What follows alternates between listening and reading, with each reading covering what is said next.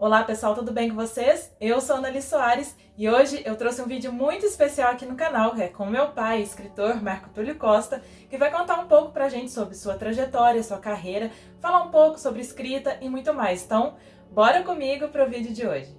Bem pessoal, então vamos hoje pro vídeo no canal. Finalmente eu consegui, gravar esse vídeo que eu queria há muito tempo, mas enfim, pandemia e tudo mais, aí hoje estamos aqui reunidos para falar sobre escrita, carreira como escritor e tudo mais que eu puder trabalhar um pouquinho aqui, não tem muito tempo, quem sabe eu trago outros vídeos depois, mas eu queria muito falar com ele, para falar com a gente sobre a carreira dele como escritor. Vocês vão conhecê-lo um pouco mais para quem não o conhece. Meu pai é publicitário, escritor, há 40 anos, esse ano completa 40 anos de carreira com a publicação do primeiro livro, Mágico Desinventor. Então, pai, eu acho que para começar a conversa, você falar um pouquinho, para quem está nos assistindo, sobre a sua trajetória como escritor, como foi o comecinho, como que você começou, por que que você começou a escrever, e eu acho que falar um pouco também como é que foi o primeiro lançamento, Olá pessoal, meu nome é Marco Túlio Costa. Este ano, como foi dito, eu completo 40 anos da publicação do meu primeiro livro. Mas é evidente, Ana Liz, que existe uma história de construção bem anterior. Eu nasci dentro de uma biblioteca, isso aqui é parte dela, que era a biblioteca do meu pai. Quer dizer, cresci carregando livros. Ele se mudava demais e eu ajudava ali a carregar caixetas e caixetas de livro. E é evidente que todo escritor nasce de um leitor. Não existe exceção a essa regra, porque você se desenvolve pelo amor à leitura. Então você escreve por amor à leitura. Você se apaixona por aquela forma de dizer sobre o mundo. É isso que é a literatura, é a sua expressão de mundo ali. Então eu nasci dentro de uma biblioteca como escritor, porque ali nasceu e cresceu o leitor. Desde pequeno eu descobri que escrever era divertido. E esse é um aspecto que tem que ser falado sempre. Não me representa aquele que fala que escrever é doído. Para mim é muito divertido. É divertido, é instigante, é uma coisa que te consome, mas é sempre um prazer escrever. E eu descobri isso desde pequeno. Desde menino mesmo. Eu mal comecei a ler e logo em seguida percebi que escrever era gostoso. Não que eu quisesse ser escritor, Eu sempre falei que escritores são os outros. Eu gosto de escrever dessa forma que eu levei minha vida toda. Inclusive tem até um certo pudor de falar assim, eu sou o escritor. A primeira inspiração foi um tabuleiro de xadrez. Foi a primeira inspiração. E acho que literatura tem a ver com jogo de xadrez, Para onde você mexe as peças, qual que é a próxima jogada que você vai fazer na cabeça do leitor, porque existe sempre essa expectativa de que vai ser lido, Não é um diário que eu estou contando coisas só para mim mesmo. E esse jogo de xadrez me levou um dia até uma mesa onde minha tia fazia os deveres de casa dela. Eu tenho uma tia que é 2 anos mais velha que eu apenas, e ela estava lá fazendo os deveres de casa, e eu me sentei do lado dela e falei assim, vamos escrever uma história? Assim, do nada. Porque eu estava lá com o meu jogo de xadrez e achava que precisava escrever sobre aquilo. Não me bastava só querer ensinar para as pessoas. Imagino, era uma petulância infantil. E ela me passou umas folhinhas de caderno, assim, toma aí, um caderninho daqueles de rascunho.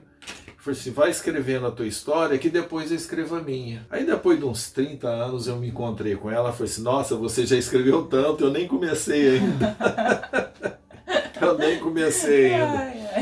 Então foi assim, foi a primeira inspiração, que mostra bem que as nossas provocações, elas vêm do mundo. E elas não podem ser outra coisa senão o teu conhecimento de mundo. Então, se eu sou criança, eu escrevo como criança. Se eu sou adolescente, eu escrevo como adolescente. Adulto, eu escrevo como adulto. E não tem como ser diferente, né? Bem mais tarde, eu tive, já morando aqui na cidade de Passos, porque aquela infância que eu contei era ainda em Formiga, que também é em Minas Gerais. Todo mundo sabe isso só por causa do padre Fábio de Mello, mas lá tem um grande escritor da literatura brasileira, o Silviano Santiago, é um peso na literatura brasileira, né? E eu já estava em Passos quando tive a convivência. Aí vem uma outra questão importante da literatura, que é a ambiência, né? Eu tinha a ambiência da biblioteca, mas não tinha a convivência com outras pessoas que escreviam. Então aquilo era apenas um fato curioso na minha infância. Então quando eu chego à adolescência, eu encontro outros jovens que tinham na escrita a sua expressão de mundo, que foi o grupo da revista Protótipo. Nós fazíamos parte de uma união de estudantes secundaristas, a UPS, nos anos 70 já. Nos anos 70, 72, 73 mais especificamente, mas também 71, quando nós fomos chamados para fazer parte de um jornal chamado O Liberal, e logo nós batizamos Ediliba, né? Seguindo aí a influência do Pasquim, né? E esse grupo, então, trabalhava com literatura.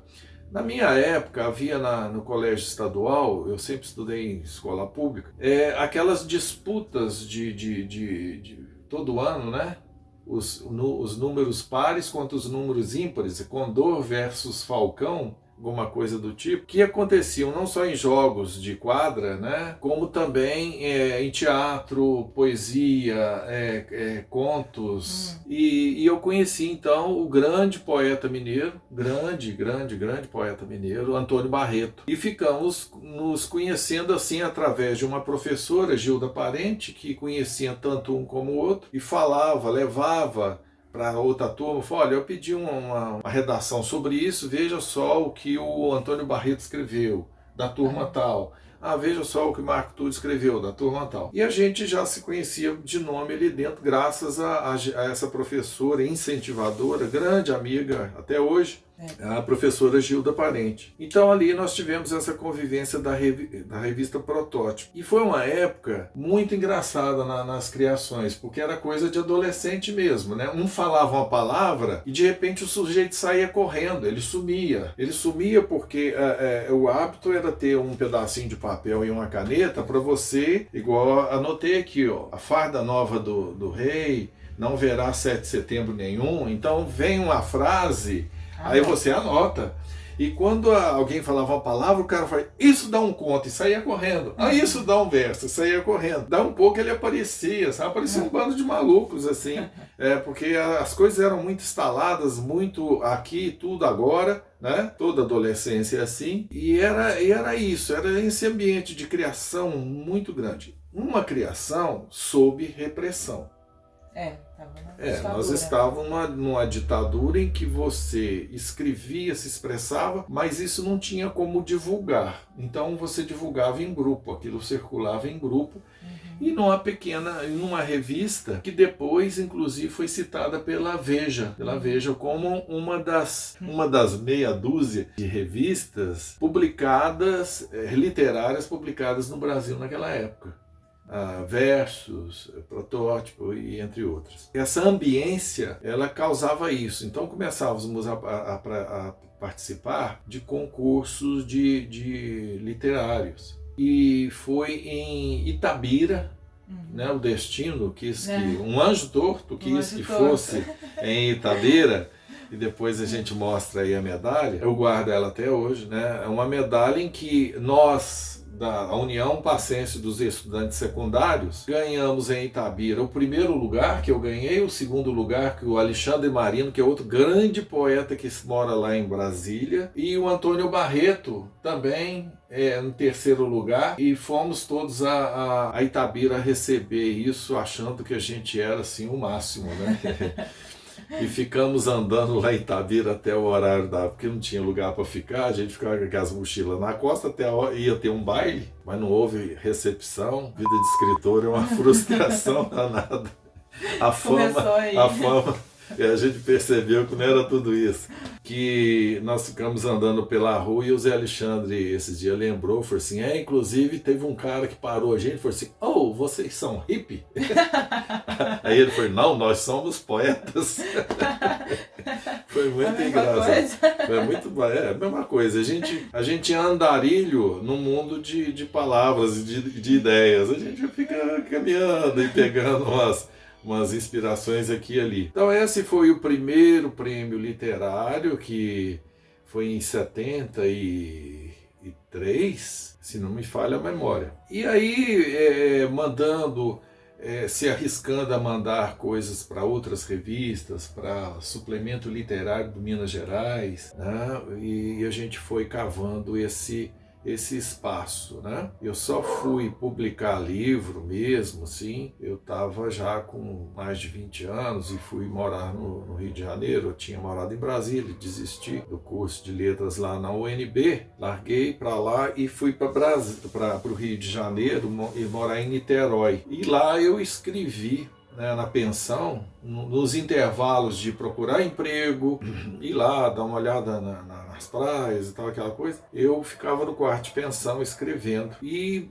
mandei até um concurso de literatura da União Brasileira de Escritores, que tinha como secretária a grande escritora, tradutora, intelectual, ela é demais, a Estela Leonardos. Eu já tinha mandado alguns livros de contos, que eu reuni alguns contos que eu tinha de época de protótipo e tal, e havia participado desse concurso, que é um concurso anual, em 2 ocasiões, e em 2 ocasiões eu tinha emplacado uma menção honrosa. Eu arrisquei nesse concurso, então, o livro Infanto Juvenil, né, que não era a minha praia, e recebi de volta algo que nunca ouvi dizer que acontece, porque concurso literário eles não devolvem o teu original. Antigamente a pessoa poderia passar lá no local e pegar, se ele quisesse, porque dava muito trabalho datilografar um livro. Se você tinha um livro de 200 páginas, a reprodução, e eles pediam 3 vias, então você ia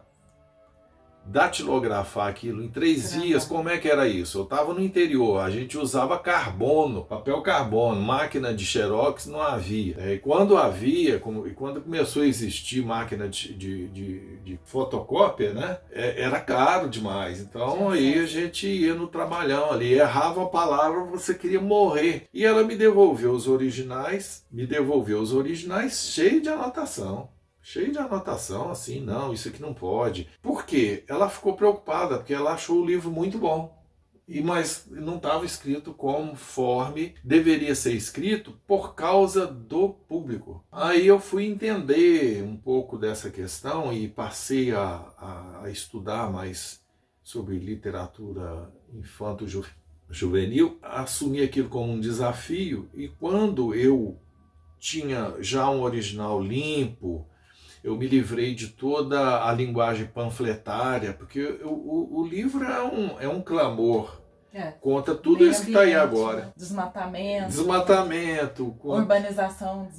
Urbanização desenfreada. A tecnologia ocupando o lugar da humanidade, né? E tudo isso já existe na obra, né? Ele foi escrito em 1979. Bom, aí vem aquela coincidência feliz que foi ter um amigo no lugar certo.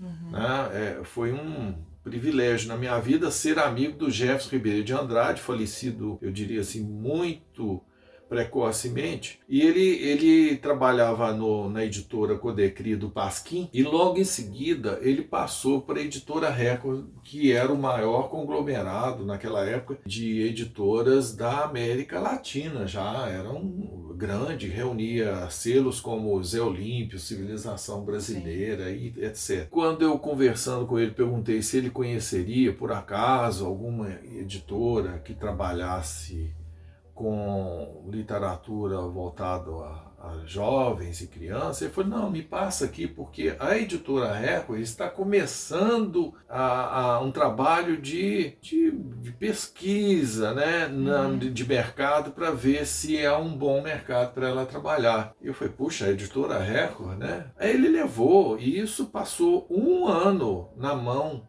da editora, que tirou fotocópias do livro, mandou para professores de escolas no Rio de Janeiro, Petrópolis, Teresópolis, e eu mesmo me encarreguei de trazer a Passos e pedi aqui na delegacia de ensino, hoje superintendência, que a professora Ivanise Prado, ela me ajudasse a mandar para algumas professoras e me dissesse que escrevesse o que tinham achado e tal. Funciona. Foi uma campanha.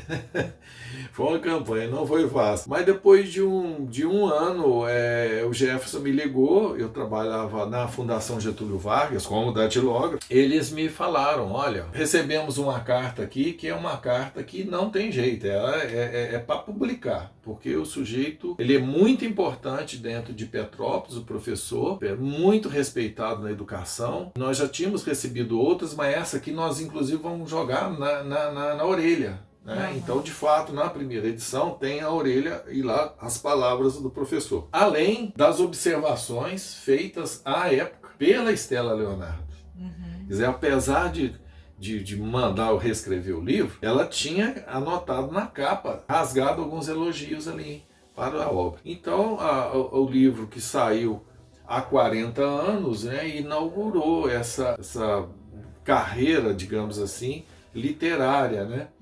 Que conta já com vários livros, são 22 livros publicados. 22. E agora, já vindo um pouco mais para agora, que eu acho que é legal a gente falar, esse ano de 40 anos você vai publicar, né? Tá para publicar agora um livro.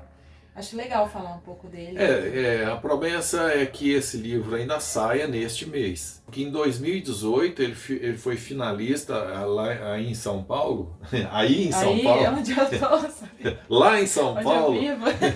Lá em São Paulo, finalista do Barco a Vapor, né? Então, assim, é um livro que tinha já uma referência, né, de leitura. E eu aproveitei e conversei com uma editora que está iniciando em Belo Horizonte, né? E aí está iniciando muito forte, que é Caravana, e vamos fazer essa experiência nova para mim, porque é um outro tipo de trabalho, né, que eu estava acostumado, né, com que a gente tem que participar online, falar, fazer divulgação online. E por isso eu fiz o meu canal lá no YouTube, né, para começar a fazer minhas experiências.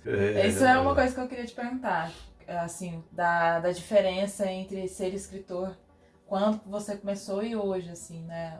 As coisas que você foi aprendendo, tendo de se adaptar, ou ter que fazer, ou ter que não fazer mais, né? A minha dificuldade é que eu assim, que quem está na minha direção é a timidez. Então, assim, eu tive que romper essa barreira. A primeira vez que eu fui obrigado a falar em público, como alguém que tinha escrito um livro, foi em Petrópolis. Então, estava ali um escritor já de idade, me faltou o nome agora. Se não me falha a memória, o Odilo, da Academia Brasileira, junto com uma artista plástica, moça, jovem, e eu estava lá. Então havia assim, um auditório lotado de crianças em Petrópolis. E cada um falou um pouquinho sobre sua obra, rapidamente. E quando abriu para pergunta, só perguntavam a mim. Eu fui ficando com vergonha. Cada vez eu ficava mais vergonha. E eu falava, explicava.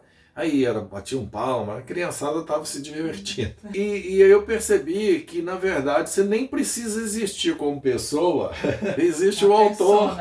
Existe um anteparo aqui, que é o autor. Falei, que ótimo, a gente já vem com máscara, já vem com capa. O autor também tem capa, uma capa protetora. Agora, no mundo virtual, foi complicado. Quando eu fui escrever o livro Sequestro no Cibermundo, eu falo de uma criança, de um menino, de um adolescente, viciado em internet. Viciado em jogos de internet. E era 1999. E eu impedia nada de internet. A internet que eu tinha era só para mandar ali um e-mail e pronto. Estava começando. Eu nunca tinha entrado em nenhum fórum, bate-papo, essas coisas, né, que estavam começando também. Então eu tive que entrevistar pessoas e conversar, saber como é que era. E quando eu entrava, você tinha que colocar lá um nickname.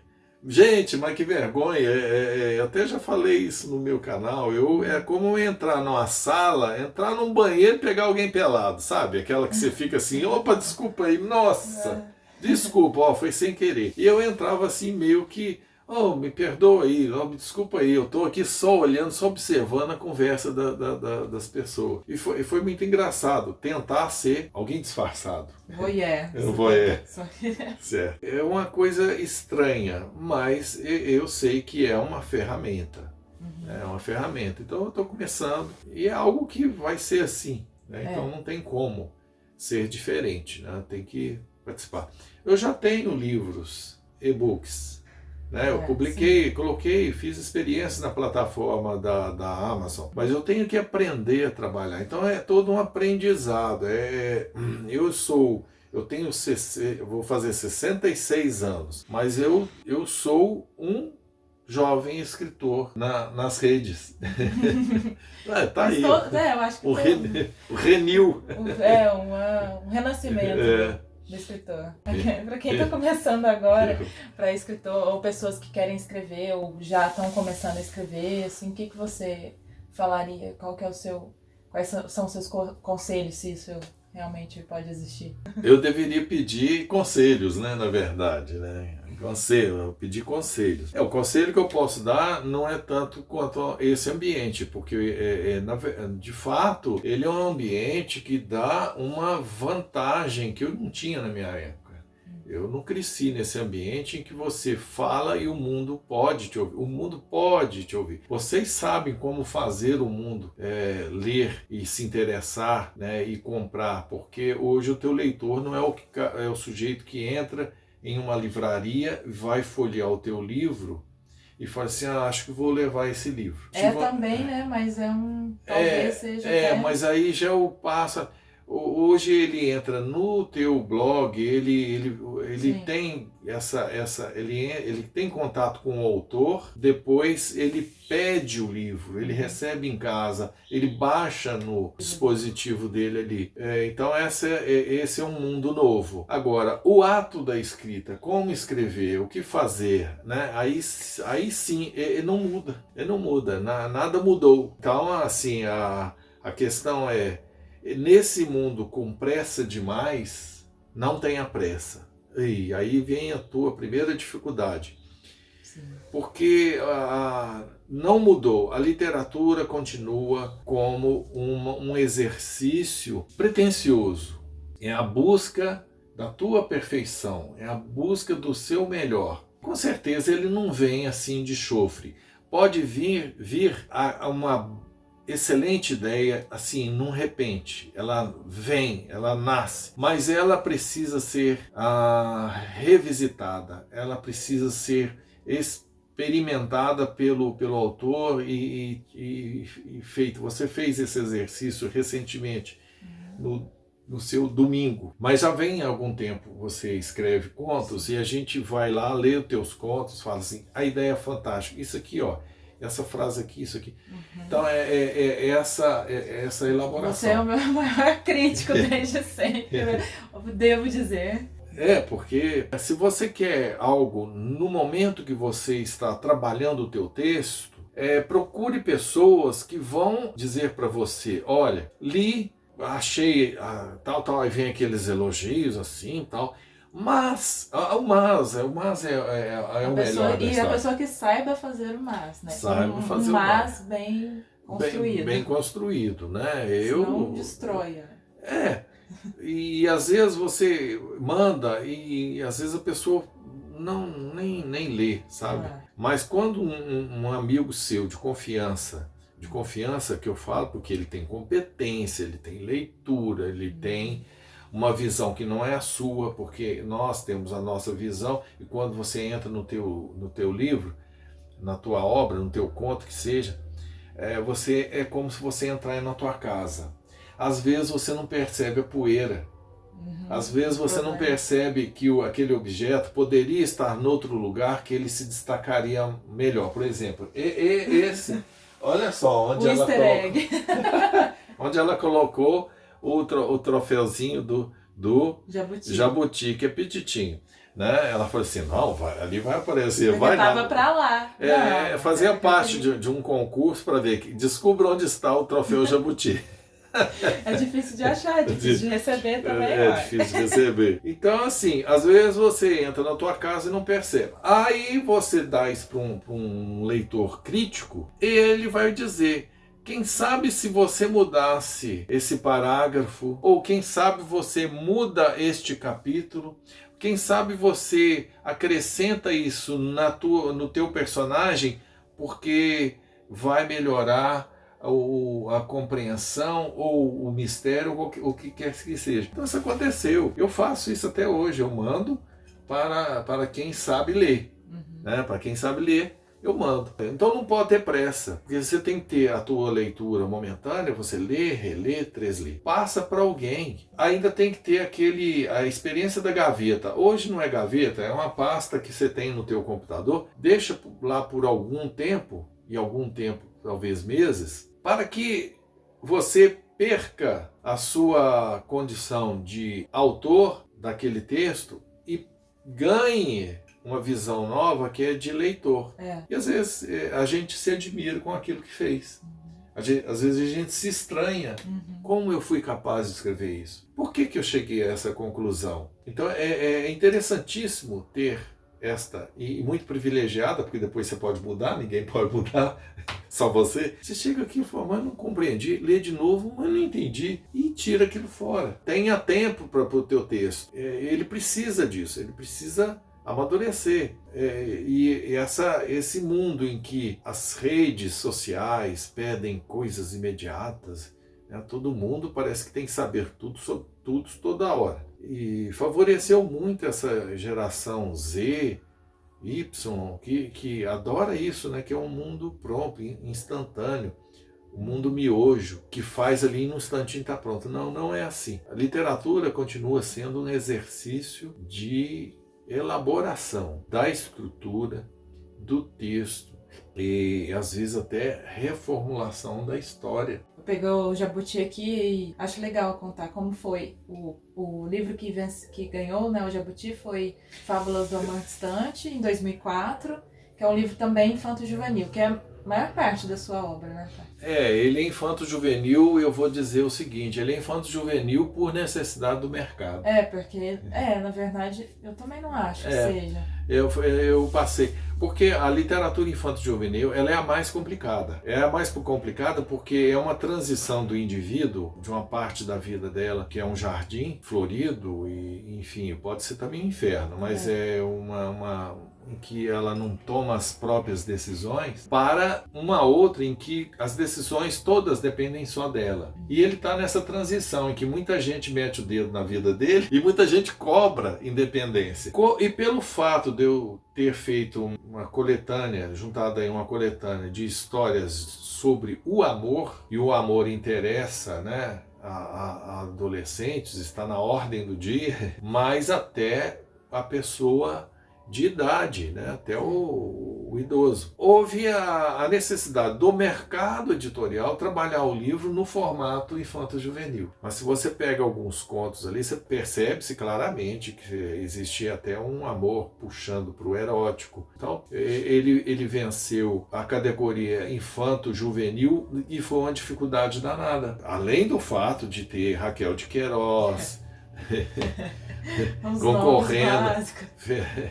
Uns nomes básicos, né? O Ziraldo, né? E foi uma coisa assim que eu não esperava. Raquel de Queiroz tinha morrido no ano anterior, e como é um prêmio que é aberto, é dado pelo mercado editorial. Então, eu falei assim, muito compreensível que seja dado a uma autora grandiosa. E foi então uma grande surpresa para mim que o prêmio tenha vindo para um autor, digamos assim, na época mais novo, né, que nunca tinha recebido o prêmio Jabuti. Fui finalista, já tinha sido finalista uma vez, em 2002, e fui finalista 3 anos seguidos, 13, 14 e 15, né? 2013, 2014, 2015. E agora, vamos ver, voltando a publicar aí, porque faz algum tempo que não sai nenhum livro publicado. O mercado editorial brasileiro hoje é outro. Surgiram, o que é bom para novos escritores, surgiram muitas opções de pequenas editoras que estão trabalhando com nichos e sabem trabalhar no ambiente virtual. Né? Por isso que eu falo, eu vivi uma época de grandes editoras, FTD, né, Saraiva e Editora Record, e que pegavam o autor e levavam lá na escola, pegavam o autor e levavam em feiras, e foram quebrando, foram fechando, foram sendo devoradas por outras editoras de fora, e foram mudando, né? Grandes editoras fecharam, né? O Brasil perdeu muitas, já quase não tinha, né? Livrarias, enfim, o ambiente mudou.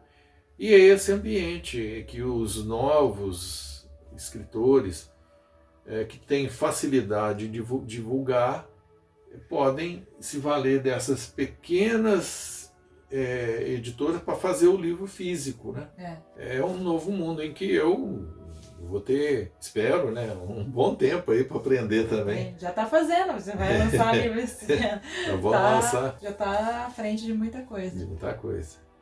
E para terminar a conversa, queria falar um pouquinho mais do seu lado leitor. Geralmente você lê, que você gosta de ler, que te inspira, que são... Então, eu não gosto de ficar citando escritores, mesmo porque eu não fico lendo muita coisa que está saindo, né? Eu fico agarrado em clássicos e em coisas assim. O Saramago me encanta pelo que ele diz da realidade, nos propondo um mundo que parece descolado dela, mas não é. Né? E isso eu entendo porque eu cresci e depois eu fui obrigado a escrever sob uma pressão que me dizia: simbolize, crie metáforas, diga sem dizer, né? É esse mundo que eu vivi. Tem um caso em que, durante a revista Protótipo, eu escrevi sobre 3 homens que aparecem num cotidiano, numa cidade que amanhece. 3 personagens aparecem, um azul, o outro é preto e o outro é amarelo, verde, eu nem lembro das cores mais, só sei que eram 3 sujeitos, cada um de uma cor. E eles ficam parados numa praça e as pessoas ali, vai se formando uma feira em torno deles. Quando o circo está armado, esses sujeitos começam a se autoflagelar e eles se matam. E esse texto... O indivíduo que fazia a censura na época pegou aquilo, leu e virou lá para um dos nossos membros lá da União de Estudantes Secundários, que fazia o tiro de guerra. Fulano, isso aqui não pode não. Eu falei, mas fulano, não pode por quê? Eu falei assim, eu não entendi nada. Aí o rapaz, né, o nosso companheiro, se não me engano foi o Antônio Rogério Daniel, ou o Pedro Messias, falou assim, preocupa não, ele também não sabe o que quer dizer isso não, ninguém vai entender, deixa eu passar, né? E aí o conto passou, passou porque alguém ponderou, falou assim, ninguém vai compreender esse autor. Né? O censor não entendeu. O censor não entendeu. Né? Mas era complicado, porque se o cara não entendesse, não gostasse, não fosse com a tua cara, você poderia acabar sentado numa cadeirinha lá com a luz na cara, como aconteceu com alguns companheiros aí. Essa pressão, ela formou uma geração. E eu sou formado nessa geração. Então as coisas que eu gosto de ler, eu falei assim, precisa ter imaginação, eu gosto de coisas que têm imaginação, leituras que me levam a esse universo. É meu aquário, né? Eu aprendi a respirar dentro disso. Então eu gosto muito desse tipo de literatura, rica em metáforas, em universos estranhos, não ficção científica necessariamente, mas o universo é o estranhamento, né? da nossa realidade. Eu tenho essa necessidade. Então é por aí só as minhas leituras. Bom, então é isso. Para quem quiser saber mais histórias, eu indico que vocês acompanhem o canal do meu pai, que tá super legal.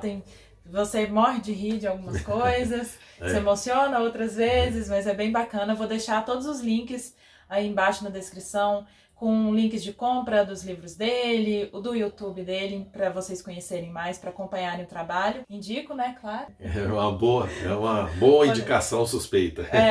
Mas enfim, convido vocês a conhecerem, agradeço a quem nos acompanhou até aqui. Se você gostou desse vídeo, não se esqueça de deixar seu joinha, compartilhar com amigos, para amigos que escrevem, amigas que escrevem. Então, vejo vocês num próximo vídeo. Um beijo grande e até! Até. Nossa, esse papo deu quanto tempo?